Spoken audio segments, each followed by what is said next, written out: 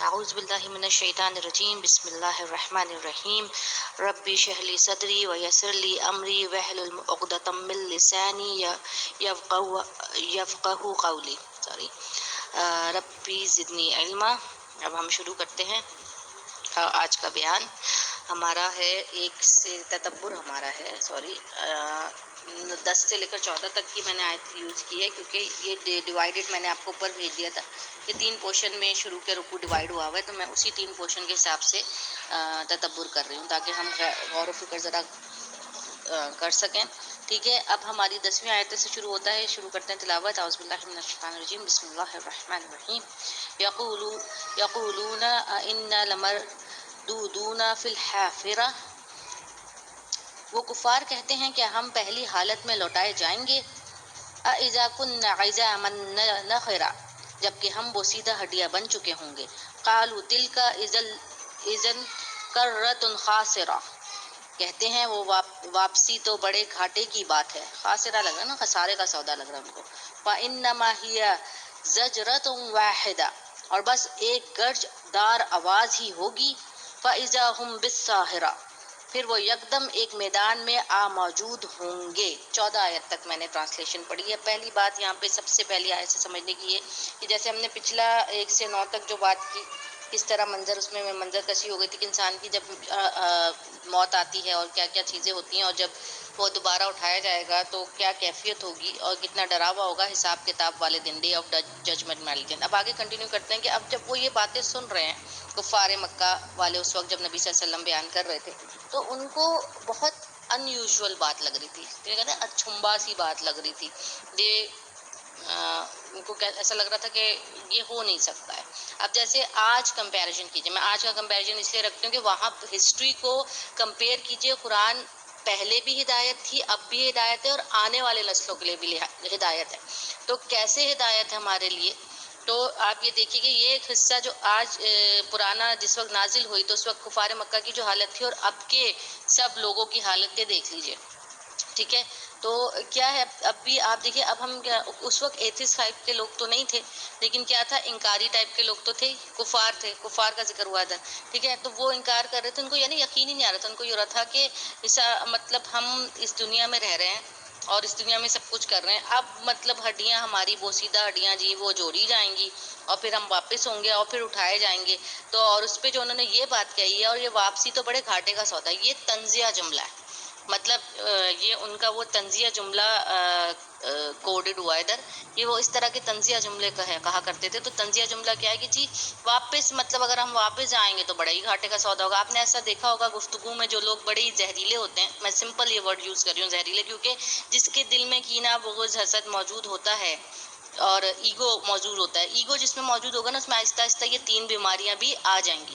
Ego اتنا خطرناک ہے کیونکہ ایگو پہلی وہ برائی ہے جو ساری برائیوں کی جڑ ہے، میں یہ سمجھتی ہوں، میری کنسیڈریشن ہے۔ کیونکہ جب انسان کی تخلیق ہوئی تھی تو حضرت آدم علیہ السلام جب پیدا کیے گئے تھے تو شیطان کو پہلا پرابلم کیا آیا تھا؟ شرک تو نہیں کیا تھا اس نے، ایگو کا آیا تھا نا، غرور آیا تھا اس کو کہ میں تو زیادہ بڑی توپ چیز ہوں۔ تو یہ سارا ایگو جو پرابلم ہے نا، سپر ایگو ہمارا، ہم ٹاکنگ اباؤٹ سپر ایگو۔ دیکھیں ایگو کی بھی ایک پازیٹیو فارم ہوتی ہے کہ جب آپ اللہ کے لیے ایگو رکھتے ہیں کہ اللہ ایک ہے، اس کے سوا کوئی معبود نہیں، اور یہی دین اسلام، اللہ کا یہ دین ہمیں اس دنیا میں لازم کرنا ہے، اسی پہ چلنا ہے، یہی واحد دین ہے۔ ٹھیک ہے، تو یہ بھی ہم ایک ایگو رکھتے ہیں نا، پازیٹیو ایگو، کہ بھائی یہ لانا ہے، یہ ایگو ہم نہیں رکھیں گے تو کیسے دین لائیں گے، ہم تو بیک آف ہوتے جائیں گے، جو کہ آج کل ہو رہا ہے۔ یہ والا پازیٹیو ایگو ہم نے مار دیا ہے، اللہ والا، جس سے تقویٰ بڑھتا ہے، اور نیگیٹو ایگو ہم لوگ نے اپنے اندر بٹھا لیا، جس کی وجہ سے ایگو کی ڈیفینیشن ہم نے سائیکولوجیکلی چینج کر دی کہ ایگو صرف نیگیٹو ہوتا ہے۔ تو میں یہ چاہ رہی تھی کہ سائیکولوجیکلی جو اس کی ڈیفینیشن آف ایگو ہے، اس کی ٹائپس 2 ہیں، ایک پازیٹیو ایگو اینڈ ایک نیگیٹو، کیونکہ ہمارے اندر ایگو ہوتا ہی ہے، انسان، شیاطین، یہ سب ایگو پہ بیسڈ ہیں۔ تو وہ ایگو آپ نے اس کو اتنا سپر ڈپر نہیں بنانا اپنی ذات کے لیے، اللہ کی ذات کے لیے اس ایگو کو رکھیے سنبھال کر، اس ایگو کی وجہ سے ہمارے جذبات بہت زیادہ ورک آؤٹ کرتے ہیں۔ میں نے یہ سمجھا کہ آپ کو یہ بات بتاؤں، کیونکہ کفار مکہ اتنا بڑا جملہ جو ان کا یہاں قرآن میں کوڈڈ ہوا ہے کہ تو پھر یہ مطلب خسارے کے سودے کی بات کریں نا، پھر تو ہم واپس جائیں گے تو خسارے کا سودا ہوگا، مطلب ان کو پتہ ہے کہ اس دنیا میں ہم جو بھی کر رہے ہیں अच्छा बुरा वॉट एवर। देखिए कि इंसान कोई एक्ट करता है ना, तो इंसान को खुद पता होता है, दूसरा अल्लाह को पता होता है। अब जिसका अल्लाह पे बिलीव ही नहीं है तो उसको ये तो पता है कि मैंने ये चालाकी से ये काम कर दिया और मैं यूं करके अच्छा बन जाऊंगा और ये काम यूं निकल जाएगा, ठीक है। अब उसको मालूम है कि मैंने इसमें कितनी मकारी डाली है, तो अब अगर इसकी पकड़ हो जाए तो वो तो नुकसान में, तो वो तो कभी नहीं चाहेगा कि मेरी पकड़ हो, उससे इसने जो भी बेनिफिट उठा लिया। इसी तरह ये लोगों के अंदर भी ऐसी ही हैबिट थी। आज किसी भी बुरे आदमी, किसी भी बुरे मुसलमान के अंदर भी ये हैबिट हो तो वो डिस्ट्रॉय ही होता है। तो सबसे पहली चीज़ जान लीजिए, सुपर ईगो आपको डिस्ट्रॉय करेगा ही करेगा, ठीक है। इसमें आप बीमारियां पालेंगे, दिल का बुक्स, ठीक है, कीना, हसद। तो उसकी वजह से हम इस तरफ जाएंगे और फिर ये बड़े बड़े जुमले हमारे मुंह से निकलेंगे कि हाँ देख लेंगे कहाँ है अल्लाह, क्या हाँ देख लेंगे अल्लाह हमें सजा देगा ना। अब ये वो वाले जुमले इधर जो कोड हुआ है कि कैसे उठाए जाएंगे, तो आज के कौन से जुमले इससे नजदीक हैं जी। हम कैसे उठाए जाएंगे, ये तो नहीं बोलेंगे लोग ये अब तो ये इतना तो चलो कुछ मुसलमान हैं तो वो ये कहेंगे कि हाँ भाई उठाए तो जाएंगे, लेकिन एक खौफ नहीं पैदा हो रहा ना, फेयर, ट्रू फेयर पैदा नहीं, आरा जारा वाला फेयर पैदा हो रहा है। कभी किसी का एक्सीडेंट देख लिया, कुछ ऐसा देख लिया तो एकदम थोड़ी देर को टेम्पररी फेयर आ गया। I call it temporary fair. अब क्विक फेयर जो मैंने आपको पिछले लेक्चर में समझाया, तो टेम्पररी फेयर आपको आ जाएगा तो आप क्या करेंगे कि जी थोड़ी देर को तो डर गए, कुछ टाइम तो डर गए और दोबारा फिर आप दुनिया की बुराइयों में पलट जाएंगे, ठीक है। ज़माने में जो बुराई चल रही होगी, जो अच्छाई है उसको नहीं पकड़ेंगे। तो ये वो चीज़ें हैं कि आपका लेस फेयर ना आपको बहुत उसमें डाल देता है। तो उस वक्त फिर आपके जुमले कैसे निकलते हैं, इससे मिलते जुलते। आप ये तो नहीं कह रहे कि उठाए, आप कह रहे हाँ जी चलो मैं उठाया जाऊंगा, उसको ये बिलीव है, आज के मुसलमान को ये बिलीव है कि चलो मैं उठाया। I am not talking about the ईथिस्ट type right now, I am talking about simple मुस्लिम, जो एक सिंपल कलमा गो है, ठीक है, नाम के मुसलमान जिसे हम कहते हैं, या नाम से भी थोड़े ऊपर है कि नमाज वमाज भी पढ़ रहे हैं, लेकिन ऊपर सतह की जो है ना वो चीज़ें कर ली, चलो ये मैंने यूं सदका निकाल दिया, चलो मैंने ये लगा दिया। अब वो डेप्थ में नहीं जा रहे कि किसी के साथ हुकूकुल इबाद की क्या अहमियत है या दूसरी XYZ चीज़ों की क्या अहमियत है, शिर्क की क्या मसाइल हैं, और झूठ बोल दिया या हलाल हराम कमाने में वो नहीं इतना गौर व फिक्र कर रहा, ठीक है। तो ये भी बड़ी मेजर चीज़ है, लेकिन इसको वो नहीं देख रहा उस तरह। तो उस टाइप के बंदों के जुमले क्या होते हैं, तुम्हें इससे क्या मतलब, मेरा हिसाब किताब अल्लाह ताला लेगा ना, तो मैं जब दे दूंगा। ये सेम वैसे ही जुमले हैं कि मैं मरूंगा तो मैं अपना हिसाब दे दूंगा, मैं नाइंसाफ़ी कर रहा हूँ या मैं ये बुराई कर रहा हूँ या मैं हराम कमा रहा हूँ तो मुझे जवाब दे होना होगा, आप क्यों मुझे इस चीज़ का भाषण दे रहे हैं या लेक्चर दे रहे हैं यहाँ बैठ के। इस टाइप के जो सख्त जुमले सोच समझ के इंसान को अपनी ज़बान को यूज़ करना चाहिए। मतलब पहले तोलो फिर बोलो, लेकिन ये तोलते बोलते कुछ नहीं है, बोल देते हैं, बोलने के बाद भी ना इनको तोलने की कोई परवाह नहीं होती। तो ये चीज़ ये भी इस तरह के लोगों की बात है कि उनको तो यकीनन जब आप इतनी बुराई में पड़े होंगे और आप अपने आबा अजदाद के तौर तरीक़ों पर चलने में पड़े होंगे, बुत परस्ती में पड़े होंगे, XYZ जो उस वक्त की कंडीशन है पास्ट की, तो उनके जुमले थे कि अगर ऐसे उठा दिए गए तो फिर नुकसान ही नुकसान है भाई, हमारी तो सारी जो हमने जाली 2 नंबरियाँ की हुई वो तो पकड़ में आएंगी। इसी तरह इस दुनिया में भी 2 नंबरियाँ करने वाला बंदा ना उस तरह का फेयर पाल नहीं सकता, क्योंकि उसका अमान का लेवल बिल्कुल ही माइनस सतह पे होता है। मैं तो माइनस कंसिडर करती हूँ। जब आप देखिए फ़र्ज़ नमाज तो आप पे फ़र्ज़ है, लेकिन वो नमाज सीढ़ी नहीं बन रही, तो इसका मतलब क्या है, आप सिजदे मार के, आप नमाज की भी तो है चीज़ है ना कि आपके मुंह पे मारती जाएगी, क्यों मारती जाएगी, क्योंकि वो सीढ़ी नहीं बनी, आपकी बेस नहीं बनी। एक बच्चा स्कूल में पढ़ रहा है, उसने PhD भी कर दिया, कितने लोग होते हैं आप देखते हैं बड़े मास्टर्स हो जाते हैं, लेकिन उनको दीन की एक कक समझ नहीं आती और अपनी मर्जी की दीन उसमें से निकाल लेते हैं। आजकल कोई प्रोफेसर बड़े वो हिट जा रहे हैं जो बुराई को प्रमोट कर रहे हैं, LGBTQ जो भी है उसको प्रमोट कर रहे हैं, तो भाई वो कहने को तो प्रोफेसर है, PhD है, लेकिन देखिए उनको समझ नहीं है ना इस चीज़ की।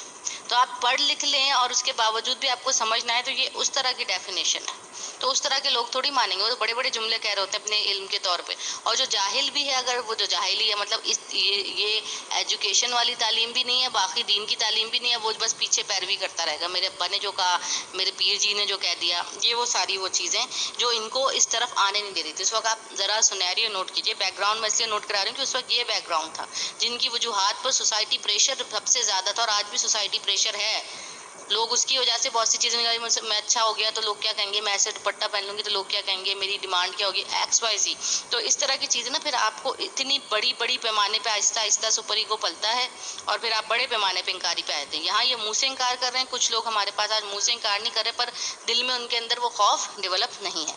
चलें बहुत लंबा हो गया, अब आगे आ जाते हैं। यकम एक मैदान में आ मौजूद होंगे, ये बात से बिल्कुल सिंपल है, बार बार इसको रिपीट नहीं करूँगी, हमने बहुत सी पीछे सूरतों में मुस्तकिल जिक्र आ रहा है। तो आप देखिए جب سور پھونکا جائے گا، سور پہلا پھونکا جائے گا تو اٹینٹیو ہو جائیں گے سارے، ساری دنیا ہلن جھلن ہونا شروع ہو جائے گی دوسرے سور پہ، اور 3 سور پھونکے جائیں گے، تو یہ جو آواز کے ساتھ سب میدان میں جمع ہوں گے، سب نے حشر فائنل سور پہ تو سب نے حشر کے میدان میں آ رہا ہے، سارے کے سارے لوگ زندہ کیے جائیں گے. تو یہ اس وقت کی ایک بات ہو رہی ہے.